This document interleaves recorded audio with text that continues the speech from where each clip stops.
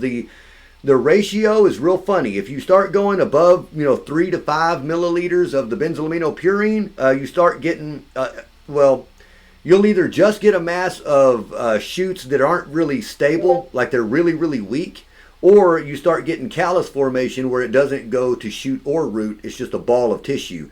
And then you have to put it into a new media. You're going to have to sterilize it again and try to get it to decide what to do, one or the other, which is what you call direct organogenesis. Organogenesis is the process of cloning an organ.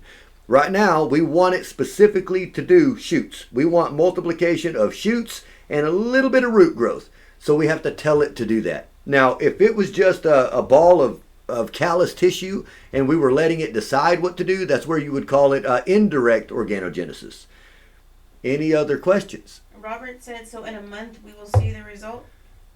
Yeah, if they're still here. If they're still here, you sure will. You sure will. So that's one thing I do like to do is show the results of the work, just like these here. Oh, Sonny was in the class when we put these in vitro. We put in a whole bunch of test tubes, and then I took the rest of them and put in this jar right here. And well, I've got 3 jars, as a matter of fact, that look just like this. And that's part of the work when I get off of here. When I get off of here, I can actually, because I don't like to talk when I do this at all. That's why I put the mask on. That's why I only do 1 jar, because there's a good chance that I can contaminate some of that stuff just talking to you guys.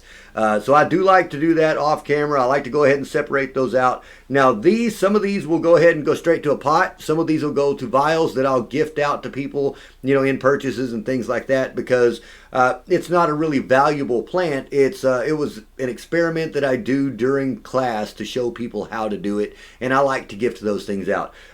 Some of you guys were also here for the variegated peperomia that we did on New Year's Eve.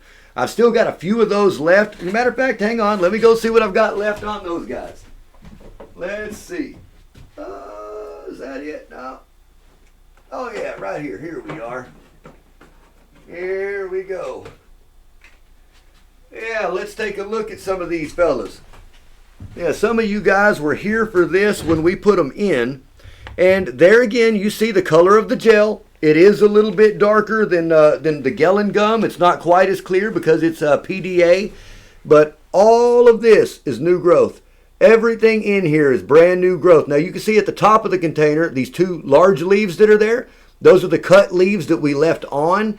And that cut edge is where we left the bleach on it. That's you can also see there's some fuzzy root growth way up here. Because they grow in a 100% humidity environment, we're able to subculture this now. You could cut that stem right there and have 2 plants and subdivide it. I'm not going to do that with a variegated peperomia. I'm going to gift this to one of you guys, in your next box or something, and let you do it. You'll also notice that we've got nice, beautiful little root growth coming off of there. This guy's ready to be in a pot right now. He's ready to be in a pot, and he's turned from one tiny little cutting into 1, 2, 3, 4, 5, 6, 7, 8 shoots. So that's what he did in just a little bit over a month. That was on, right there, it says 12/31/24. And here we are at the beginning of February. So shows you just a little over 1 month. We've got 8 shoots on this thing, and it looks beautiful. So do you have any? Oh, and they all look like that. Look at that. Isn't that nice? Look at the new growth and the new shoots popping out over there. It's got brand new root growth. Yeah, now this one doesn't have as much growth as that last one, but it's still got a lot of growth. Ooh, here's another one. Look at this one. This one right here is on fire. It decided to grow a whole new tree. Beautiful, isn't it? Down in the gel and on top. Good growth everywhere.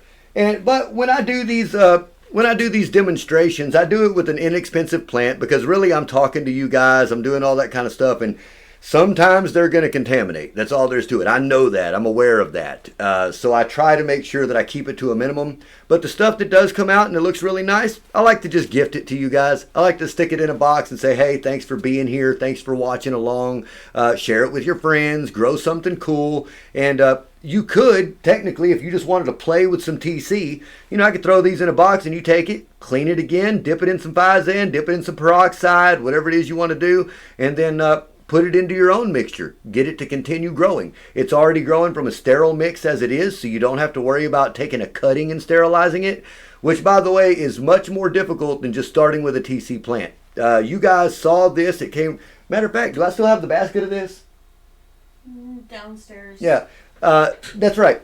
This was a basket of variegated teardrop peperomia that we got for $7 for the entire basket because it was covered in a rust fungus. I mean, it was covered. So the whole idea of this particular demonstration was to show you how to completely sterilize, surface sterilize, and systemically sterilize this plant so that it didn't continue with that fungal infection. And as you see, there's no fungus here, y'all. No fungus here. Totally sterile, totally beautiful. You guys watched it happen, and I thank you for that.